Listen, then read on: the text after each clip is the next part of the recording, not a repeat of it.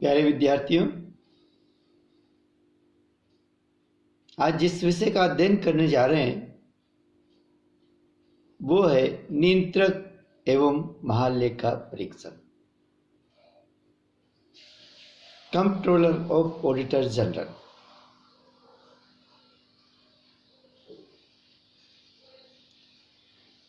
संसदीय व्यवस्था में अपने संपूर्ण वित्तीय क्रियाकलापों के लिए कार्यपालिका व्यवस्थापिका के प्रति उत्तरदायी होती है।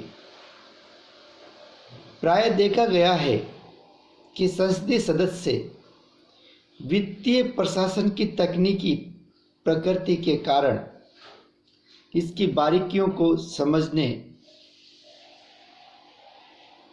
एवं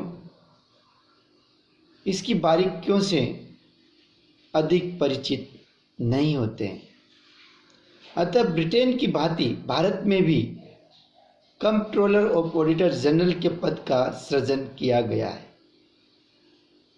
इसका ऐतिहासिक पृष्ठभूमि के बारे में हम जानकारी प्राप्त करेंगे। 1857 में ब्रिटिश सम्राट ने तीनों प्रेसिडेंसियों बंगाल, मुंबई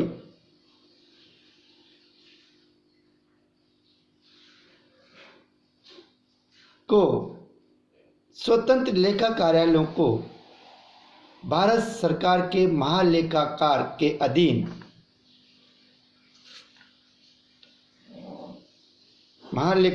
अधीन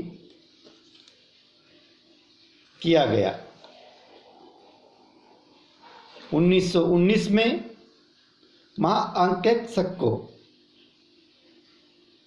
वैधानिक दर्जा दिया गया तथा स्वतंत्रता के बाद इसका नाम बदलकर CAG कर दिया, जिसे पूर्णतः संवैधानिक दर्जा दिया गया। अनुच्छेद 148 से 151 तक इसकी नियुक्ति, सेवा नियमों और अधिकार व कर्तव्यों का विस्तार से उल्लेख किया गया है। CAG की नियुक्ति, इसकी नियुक्ति 6 वर्ष के लिए भारत के राष्ट्रपति द्वारा की जाती है, जिसकी अधिकतम वर्ष आयु 65 वर्ष हो सकती है।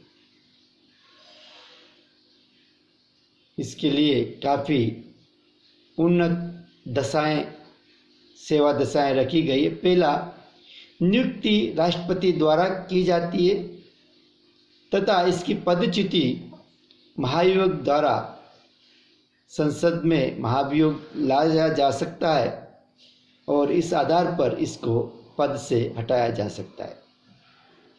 सेकंड, इसका कार्यकाल 6 वर्ष तथा पदावधि के दौरान वेतन भत्तों व सेवा शर्तों में अलाभकारी परिवर्तन करना संभव नहीं। थर्ड, वेतन सुप्रीम कोर्ट के न्यायाधीश के समतुल्य होता है। फोर्थ, सेवानिवृत्ति के पश्चात भारत सरकार के अधीन कोई अन्य पद धारण नहीं कर सकता। सेवानिवृत्ति के पश्चात कोई भी अन्य पद भारत सरकार के अधीन धारण नहीं कर सकता। CAG तथा उसके कर्मचारी वृंद के वेतन एवं प्रशासकीय व्यय संचित निधि पर भारित होते हैं। इस प्रकार हम कह सकते हैं कि CAG की सेवा शर्तें, सेवा दशाएं बहुत ही उन्नत प्रकृति की होती। अब चर्चा करेंगे कि CAG के मुख्य कार्य क्या है, शक्तियां क्या है,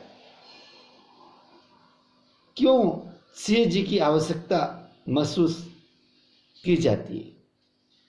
पहला है, संपूर्ण सरकारी व्यय का लेखा परीक्षण की वह निर्धारित प्रयोजन व स्वीकृति से हुआ है। CAG का कार्य ये देखना है कि संपूर्ण सरकारी व्यय का लेखा परीक्षण करना कि जो कार्य हुए हैं वो निर्धारित प्रयोजन और स्वीकृति से ही हुआ है या नहीं। सेकंड, केंद्र व राज्य सरकारों द्वारा किए जाने वाले व्यापारिक व निर्माण कार्यों का लेखा एवं अन्य कार्य। थर्ड, केंद्र या राज्य सरकार के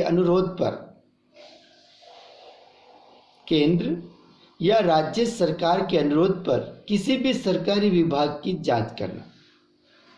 यदि केंद्र या राज्य सरकार CAG अर्थात कंट्रोलर ऑफ ऑडिटर जनरल से अनुरोध करती है तो वह उस विभाग की जांच या लेखा परीक्षण कर सकता है।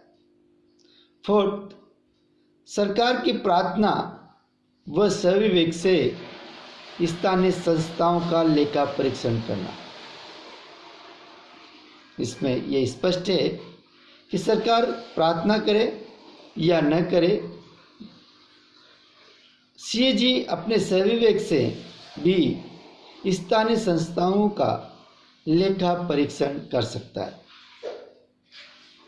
अब प्रश्न उठता है कि CAG अपना इस रिपोर्ट का, इस जांच का प्रतिवेदन किसके समक्ष प्रस्तुत करे। भारत का CAG नियंत्रक एवं महालेखा परीक्षक राष्ट्रपति या संबंधित राज्य के राज्यपाल को, जो संसद या विधानमंडल द्वारा निर्धारित प्रक्रिया के अंतर्गत हो, को अपना वार्षिक प्रतिवेदन प्रस्तुत करता है। मूल्यांकन, इसका CAG का मूल्यांकन करने का प्रयास करेंगे। डॉक्टर अंबेडकर, जो कि भारतीय संविधान के निर्माता हैं, ने वित्तीय प्रशासक का सजग प्रहरी बताया है। डॉक्टर भीमराव अंबेडकर ने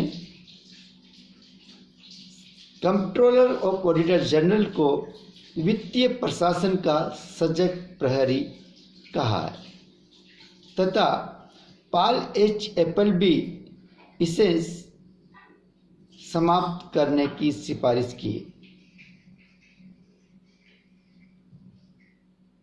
कई बड़े घोटाले CAG द्वारा